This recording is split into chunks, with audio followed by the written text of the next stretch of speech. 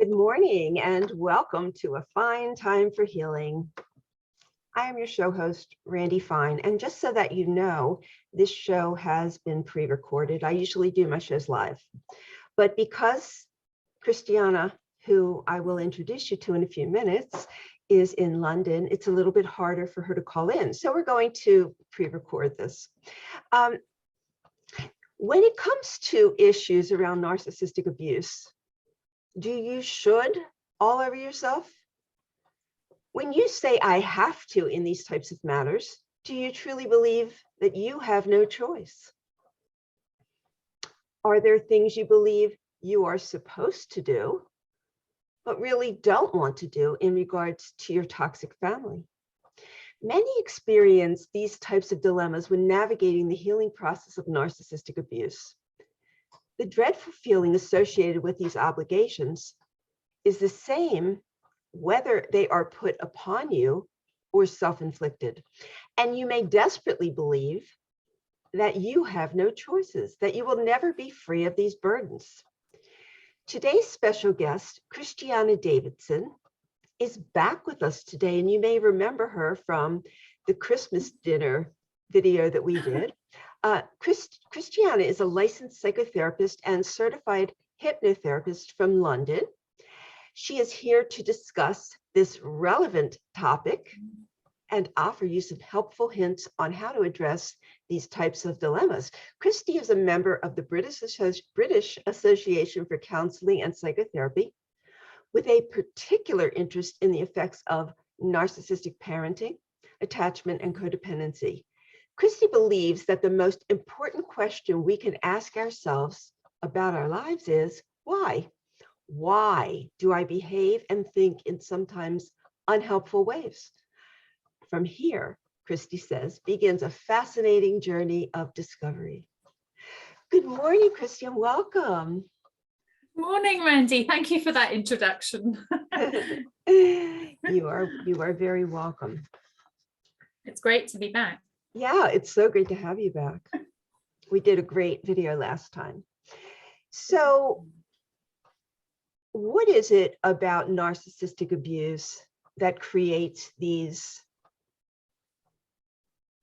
negative statements, faulty kind of thinking in us that makes us feel guilty and requires us to do things we don't want to do? And well, Randi, it's it's interesting that those statements, as you say, the child who grows up with a narcissistic parent often finds that their life is directed by should I? So should I do this, or I should do this? So there's this play between questioning what I should do, but also knowing what I should do. And this is all as a result of the toxic programming that the narcissistic parent forms their child in. And when I say that, what I'm referring to is the narcissistic parent, their aim is to create within the child an external locus of control. And an external locus of control, in very basic terms, is where a person looks to know how they should think, feel, be, and act by looking outside of themselves and judging by what the external says. They then know how to be, what to do, and what to think. So you can see already how this could be a tool or an opening for a narcissist to come in and assert themselves. And that's exactly what happens in the narcissistic parent-child relationship. The narcissist has to creates a real imbalance in the relationship, where they put themselves onto a pedestal in the life of their child, and the child then learns how to think, feel, be, and behave by focusing in on the reaction of that narcissistic parent. And we know that everything that the narcissistic parent does is to meet their own needs. So from the earliest of days, the child of the narcissist is being groomed daily by reward and discard. So reward when you are meeting the needs of the narcissistic parent, and maybe, more sort of coercive tactics like silent treatment, gaslighting, discard, all that sort of thing, humiliation, when you do the wrong thing. So the child, therefore, begins to learn that they must cut off from their own internal sense of intuition or their own inner guidance. They must silence that, and they must always be attuned to the narcissistic parent, who becomes God. And of course, for young children, parents are their first experience of God. The parents are like a God in their lives. That's how they see them. But the role of the parent then is to gradually allow the child to separate and individuate, and it's the role of the parent to be inquisitive about the child. What do they like? What are your opinions on this? How do you think about this? How do you see things? But it's the opposite in the narcissistic relationship, where the parent dominates and sublimates and grooms the child to be dependent upon them, totally dependent. That's all so true, and you explained that so well. Wow. I'm thinking as you're talking that there are so many layers to narcissistic abuse. And this is one thing that is not often talked about in regard to this area. But we find that when we talk to adult children of narcissistic abuse, Yes. they are very hung up with the shoulds and the ought tos and the must haves. Absolutely.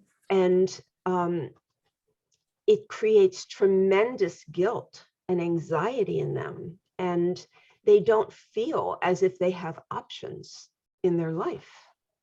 No, you're right, Randi. I mean, so many of the clients I work with, one of the key impacts of this is that, in adulthood, the adult child is unable to make decisions themselves. They don't trust themselves to be able to make the right choice or behave in the right way. Or in fact, there's a sense of not being equal to others, not just being naturally able to, take up a place in the workplace, or know how to present themselves. Or it's almost as if without the narcissistic parent telling them exactly what to be, do, and think, there's a real sense of not knowing. So there's no inner connection, because that was cut off from them.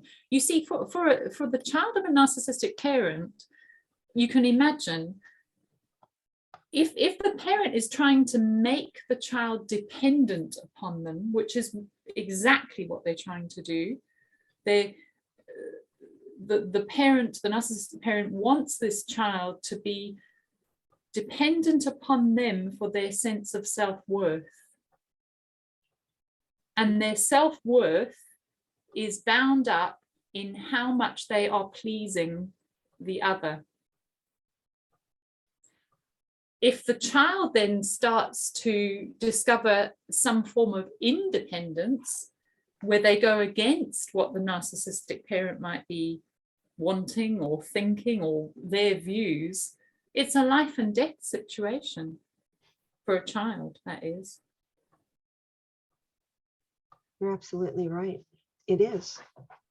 And it takes tremendous courage and lots of going back and forth and practicing with this until you feel like you can just make that break away and make that move. And in terms of limited contact or no contact, this becomes a real problem because society says that we should be there for our mothers. We should be there for our fathers. We should be part of a family. And that is very confusing because when you grow up in a home where there's a narcissistic parent, there is no family. And the mother, if she's a narcissist, is not a mother. She's playing a mother role, but she's truly just a narcissist. And the same goes with the father. He's not a father. He's not a father in any of the ways that society would say a father is supposed to be. He's playing the role of a father, but he is a narcissist. And these kinds of expectations hang us up. And not only are they our expectations, but they're the expectations of all the people around us, society, our friends, our houses of worship, and we get judged on these shoulds. Yes, yes. And people have a very hard time letting that go. Yes, it's the child of the narcissistic parent almost becomes so familiar with having others dictate to them who they should be, how they should live, what potential is for their life, or what options they can have, that there's a real fear of not having that, of being independent.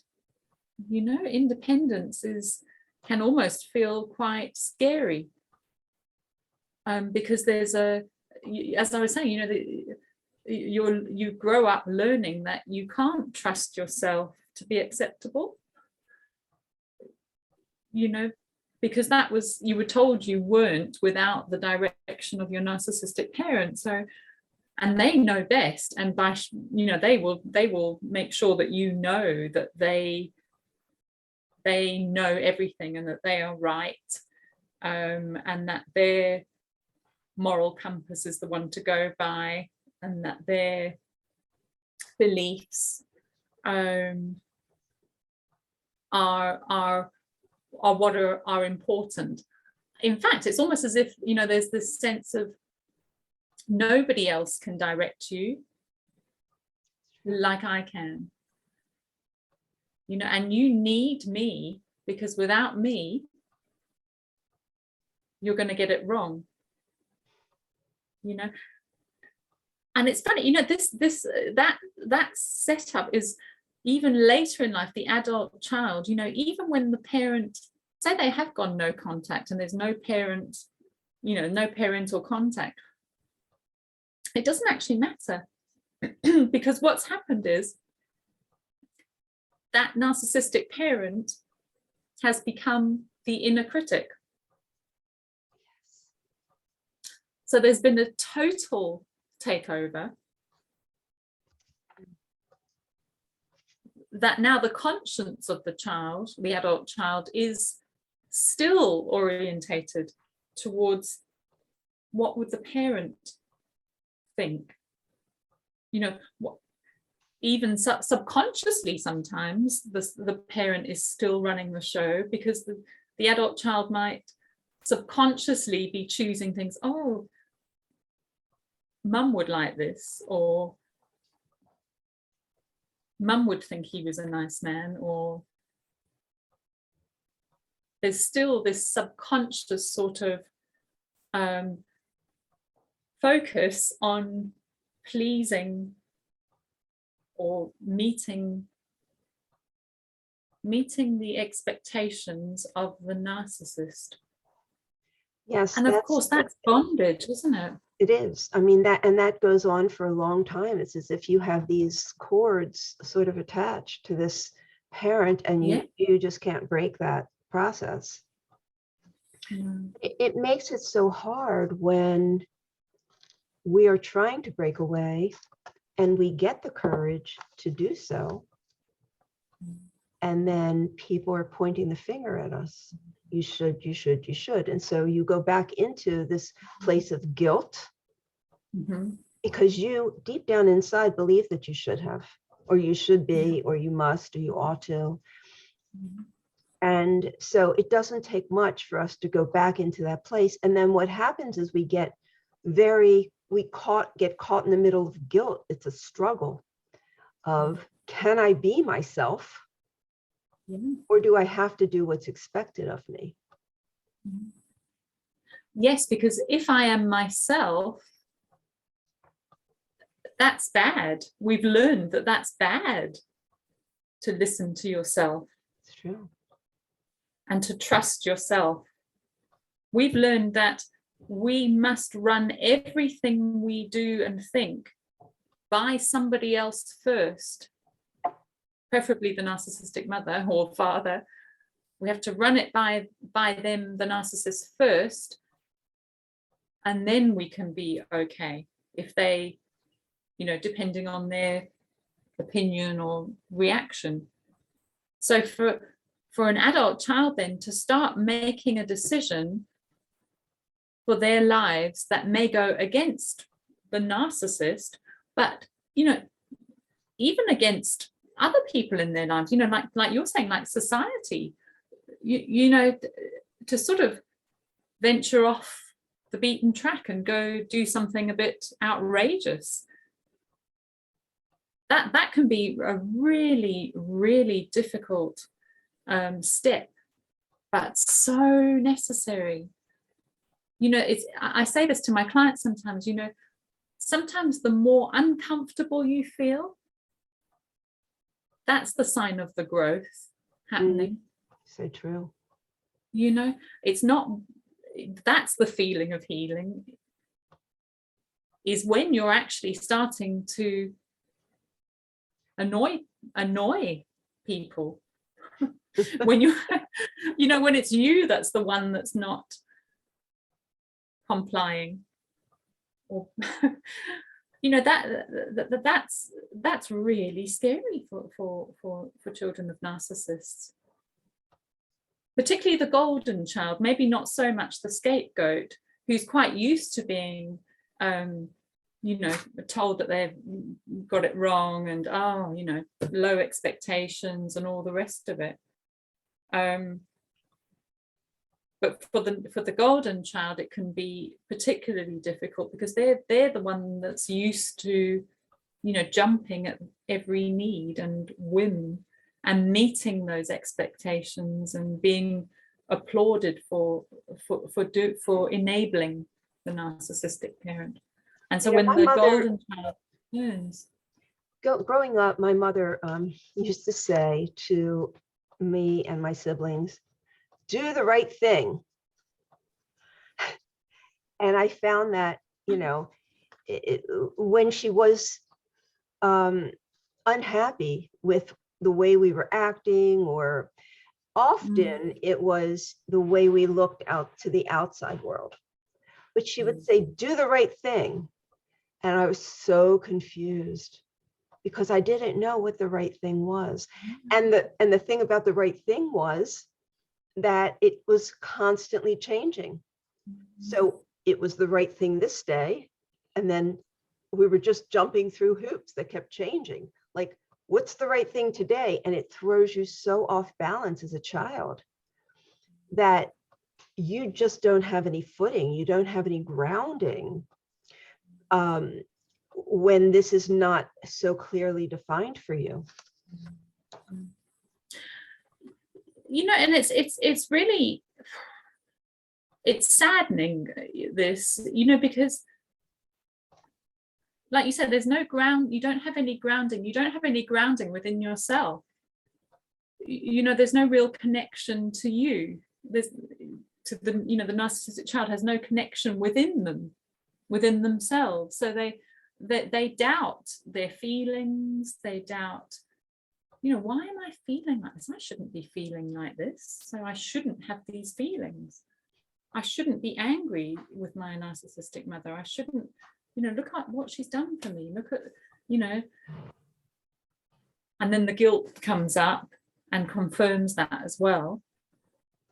So there's like you're saying, there's sort of an inner battle that's raging within the child, because there's been no real chance for them to separate, to experience that healthy separation from the parent that every good parent is meant to foster, painful as it can be for the parent, but it's it's part of this letting go phase. That doesn't happen with the narcissistic parent.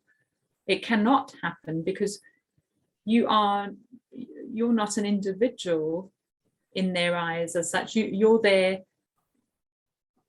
to meet their needs, and that's not just for childhood. That's your life purpose in their eyes, is to make them happy, and that should be enough. That should be enough for you, and they can't make sense of you letting go of that role. It just doesn't. It incites narcissistic rage, in fact. Yes. This is my toy, and I'm going to, how dare you take my toys away from me? You're right. You're right. And this, this should thing is something that they use to their benefit, because if you are trying to pull away from a narcissistic parent as an adult child, they are going to other sources and saying, she should be taking care of me, or he ought to be buying my groceries and coming every day, or she should be calling me, or things like that. And people go, yes, she should be. Yes. And so not only do we get it from the parent, from growing up with that parent and with that understanding that we should be, they are then extending it beyond us. So the pressure on us to do what we're supposed to be doing, what we should be doing, what we ought to be doing, gets even more intense if we're hearing from other people. Why aren't you? You should be. You must. They're old. That's a common one. They're old. You should be taking care of your old parents, your elderly parents. And that makes it very difficult to do what you need to do, because if you are the constant target of abuse, narcissistic abuse, because that's really all the parent wants from us, is to be able to abuse us, because that's how they get their supply. And you say, and Randi, you're right. That pressure, and particularly I find in a lot of my clients who come from a religious background, a family that has some kind of religious belief. In the Christian faith, there's the honor your mother, your father. There's a real expectation that you will look after your parents and honor them, because it's a God-given decree. And if you don't, well, I mean, what's on offer if you don't? And the thing is, the narcissistic parent knows this. One of my clients said to me, she said her mother said, I think the daughter said something like, oh, don't worry, mum, I will always look after you, even though they had the most horrific relationship. And the narcissistic mother said, oh, yes, you will, because you have to. You don't have a choice. Wow. It's God's will. So, I mean, it's almost, this is the terrifying thing, I think, for children of narcissistic parents, is that there's a sense that I cannot be free. Even though I might begin to see all of this, how can I actually ever be free? Because even God supports the narcissist. That is so profound. And I think at the end of the day, that is it in a nutshell. The narcissist usurps God. The narcissist is the voice of God and has God on her side or his side. In some situations, I guess not all, if it's not a faith background. And we wonder why we have such a hard time pulling out of these situations. There are so many facets to this that we have to cut through. And you were talking earlier about, not being able to validate ourselves, being able to just whatever our parent tells us is what we're supposed to be. So this is why developing self-validation, self-love, self-esteem is so very important, because you are working against forces all the time, all the way around you. Randi, it takes the most incredible courage, but it also takes the decision, it's a choice. And it's a choice you have to start making, because it's not going to happen just organically. You've got to start deciding, I'm going to trust myself here, and I don't actually care what the outcomes are. The victory for me is choosing to trust myself. And it's not easy, because you will, as you change, you're going to come up against a wave of resistance. It's going to happen, but that is actually helpful, because what begins to happen is that adult child, I think more so than those that were never in a narcissistic family, begins to find this inner resolve and strength that can weather any storm. There's an inner cheerleader that begins to replace the voice of the narcissistic parent, whose role really was to maintain the old system, and that begins to be minimized, and that sense of courageous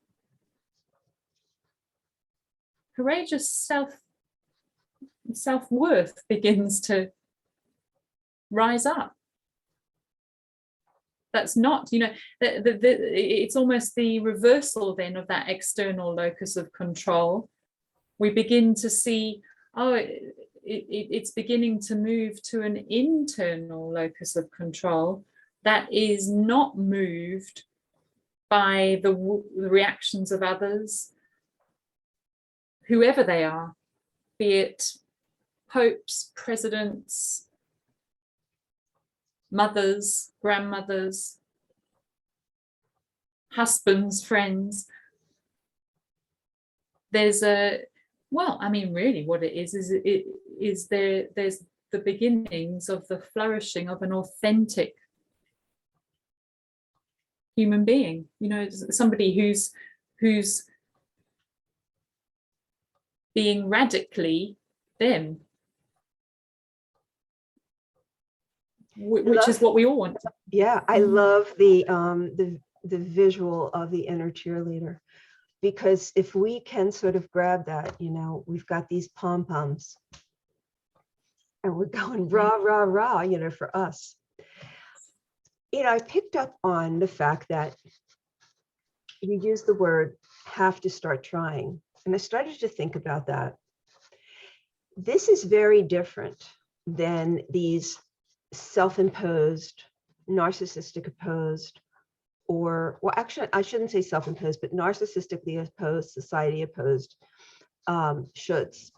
Because when you say that, you're talking about if we want self-preservation, if we want to develop a self and an individual that is not beholden or enmeshed with anyone else. Yes. It is a have to, isn't it? You're right. Yes. In the past, it was life or death to, if you weren't in that enmeshed relationship. As an adult, it's life or death if you stay. You know what I mean? You've got to get out to find your life, because it's death staying within. I think you see that's part of the subconscious aim of the narcissistic parent is to create a sort of bizarre safety. That's the trauma bond, safety in the relationship with them, that somehow you feel safe because you know the relationship, you know how to be in that relationship, and apart from it you don't. So there's a safetiness in it, and some people spend their whole lives in that. They never break free. But I'm reminded of a sort of a wise saying that stuck with me a long time ago. Was ships in harbor are safe, but that's not what ships are made for. And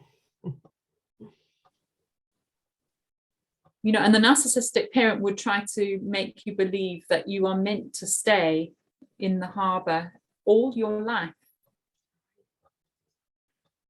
But there comes a day where you're given the option to venture out and to discover freedom, to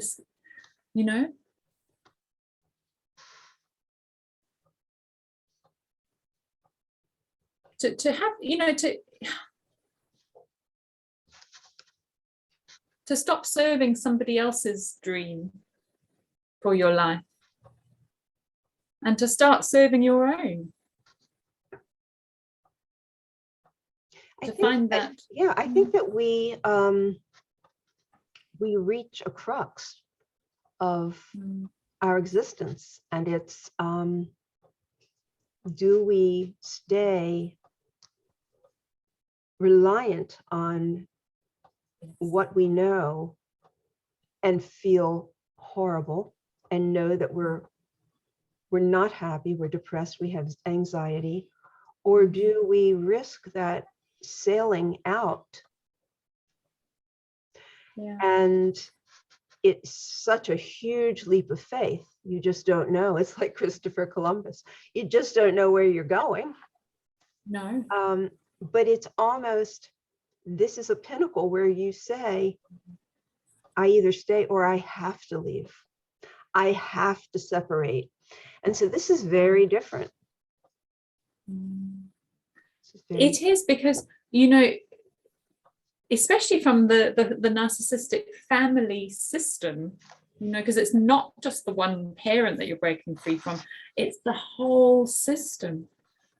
So it really requires, I think, the greatest courage and the greatest faith in some ways, that you've got to risk it all. In other words, you've got to be willing to risk it all to find it all. Well said. Well said. That's really amazing. That's absolutely true. Risk it all to find it all. And I guess that's how every explorer has ever been. You know, nothing would have gotten found if they didn't risk it all to find it all. Exactly. And, back you sort of once again, the solution here, it seems to, what was robbed of us at the start was the connection to ourselves and our own inner tuition. That's what the narcissist has to dismantle so that they can dominate, so that they can be your locus of control. And so now the solution for us, instead of being, so the narcissist tries to make us counterintuitive, we now need to bring ourselves back to being intuitive. And that is what we're talking about here, Randi, is many narcissists and many children of narcissistic parents, I find, the clients I work with, they come to me and they're like, they've got this big decision, but I find myself, I'm always asking this person and that person and this person, and I just don't know what to do. And what do you think? And what should I do? There's this real uncertainty and lack of self-trust. And what we need to begin fostering and growing is no longer looking out there for how I should behave and feel and be, but a brave choosing to go within and to ask, what do I want? And what do I feel would be the right next thing? And then not to run that by anyone. In the early stage, I mean, obviously sometimes there is, if you have a trusted therapist, or you have a friend who has your back and wants your flourishing, sure, but more and more there needs to be this choosing to trust myself and know that I am capable, and I'm choosing to handle the results.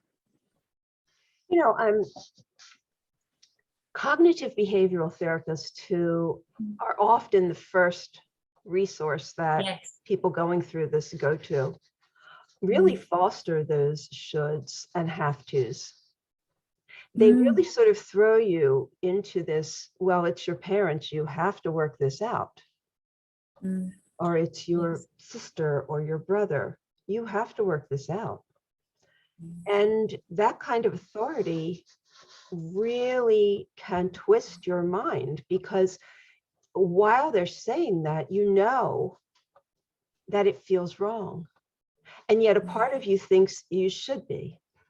So it can be very confusing. And the other thing you were talking about, needing to be dependent on, others' opinions and everything like that. I feel very strongly, and I've said this before, that support groups for narcissistic abuse, the only function that I see that is beneficial for them is when you are trying to figure out what is going on, what you are dealing with. Once you figure out what you are dealing with, you need to get off of them, because then you hear so many different opinions and restrictions and the worst case scenarios, because these are people who stay on these things are people who are not resolved, and they just want to stay on and talk about it and talk about it and talk about it. And when you come on, they want to catastrophize what has happened to them, and then you begin to do the same. So Yes, and it can also be, I guess, in some of those support and networks, I know that there is a sort of expectation that you'll take on somebody who will be your guide or be your sort of guide you through the program or whatever it is, and you'll choose them based on, you know, how, you know, what you find attractive in them in terms of their recovery and that sort of thing. But, you know, often what can happen is we can attract somebody else who we become dependent on. You're right. You know, so although that can be maybe a, you know, maybe that can be part of the weaning process, but it's definitely not recommended for life. You know, there's got to come a point where you let go of being dependent upon anybody else other than you and your own intuition. You're right. You are so right. That intuition, we all have it. We do. It is the most reliable guidance system that we have in our lives. The problem is that when you are with a narcissistic abuser, whether it be your family or in an adult relationship, that is dissuaded. So when you go to that person and say, listen, I'm really feeling like this is up, and they say, oh, no, it's you, you're wrong. Yeah. And so we're taught to not feel that guidance system. And over time, we forget to trust it. And as a child growing up with a narcissistic parent, that is just squashed a long, long time ago. You are not supposed to have an intuition. You are not supposed to be able to see the truth of this. No, you can't have any intuition other than them. They are your intuition. But it's a wonderful process that when you do begin to discover, my goodness, I've had this intuition, this guidance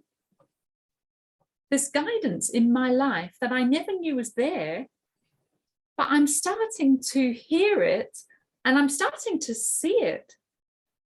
You know, like I'm sort of seeing little signs and little pointers, or this person comes to me and I sense it within me. This is the way to go. This is the next step. You know, this is the real healing here, Randi, because it's almost as if the universe somehow, you know, and I put that in inverted commas because I know, you know, some people don't believe in God or the universe or anything like that, but maybe life force, or, you know, I don't know quite how to describe it, but when we see that actually it's almost as if I'm not alone now that I've let go of my narcissistic family system. I'm actually so supported. I have the greatest adventure ahead of me, but I'm not alone.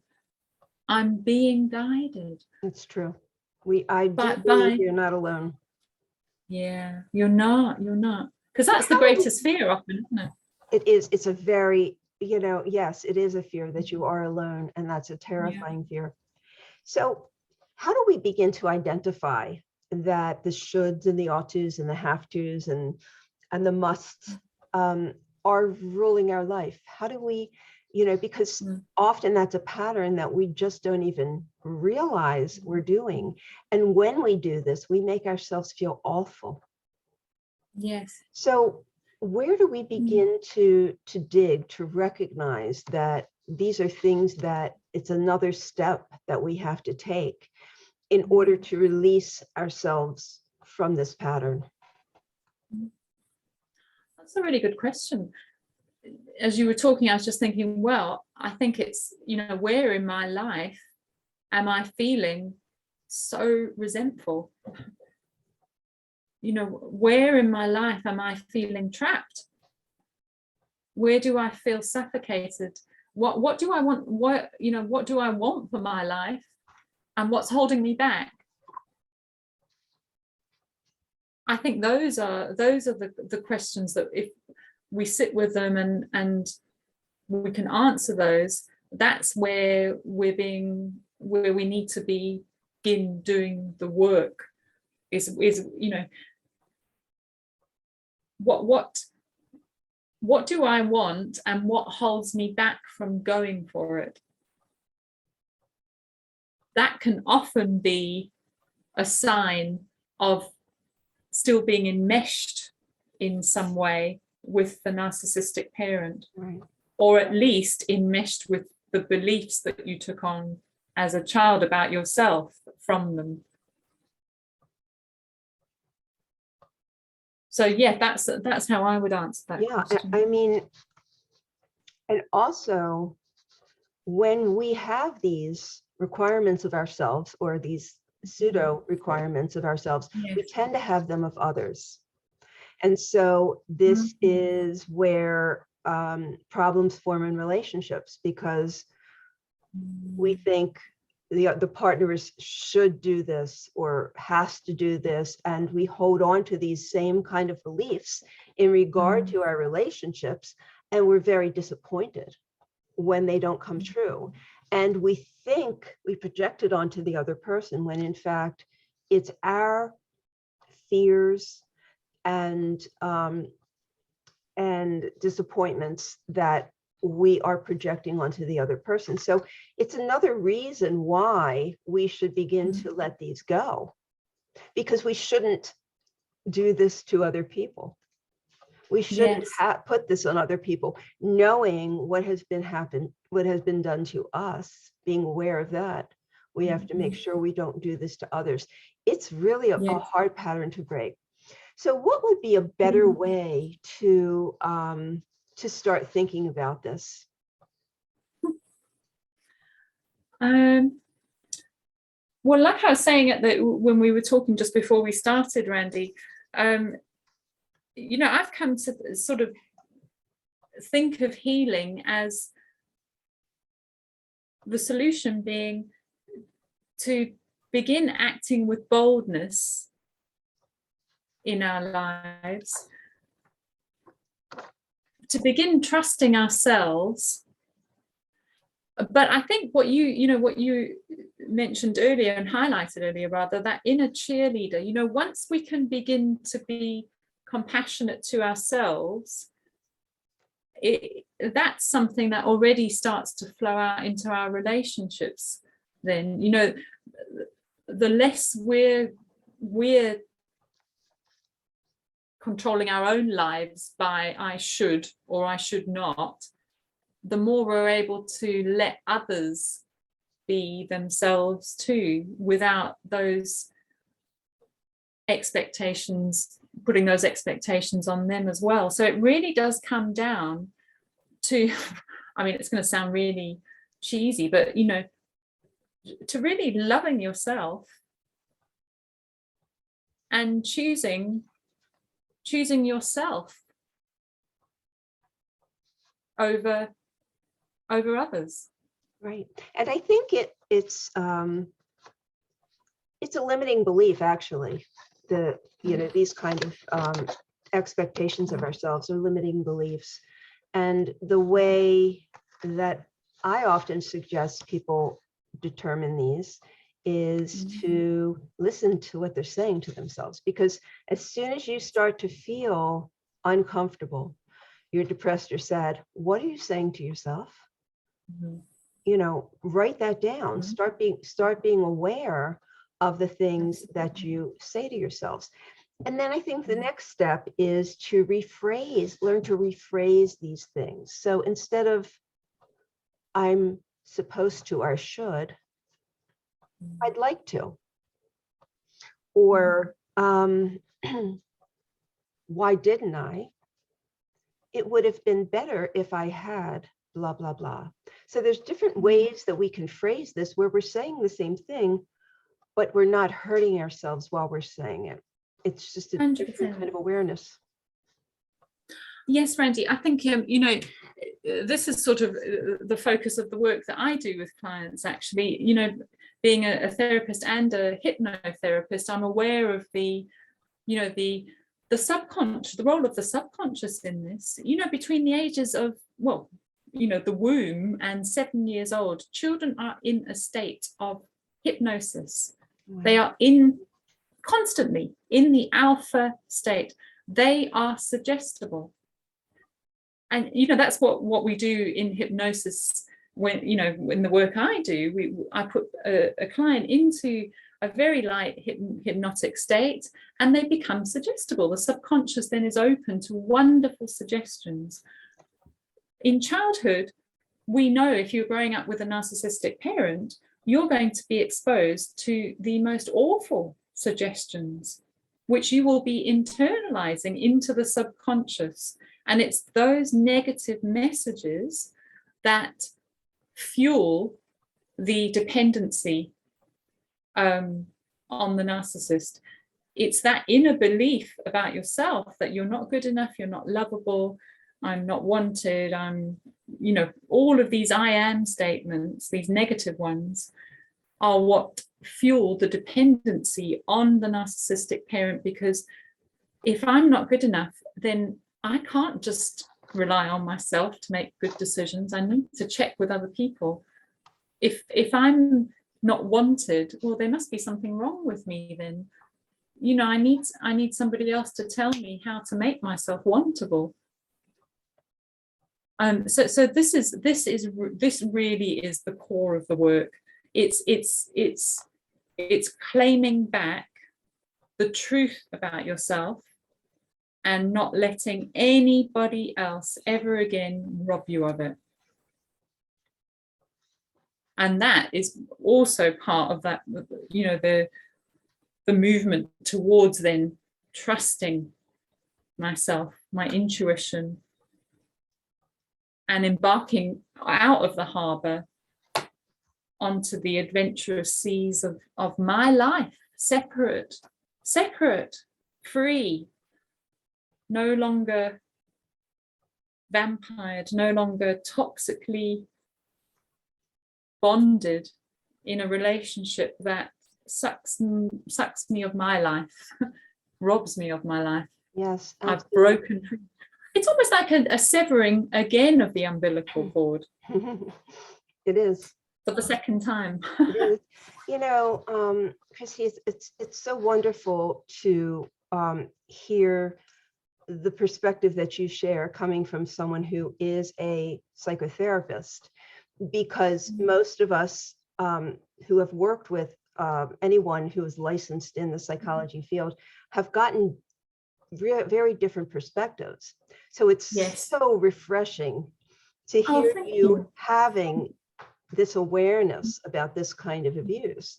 And it's something that we really need to hear more from licensed professionals. And unfortunately, it's not in your training. It wasn't in your training, right? How did you come upon this knowledge?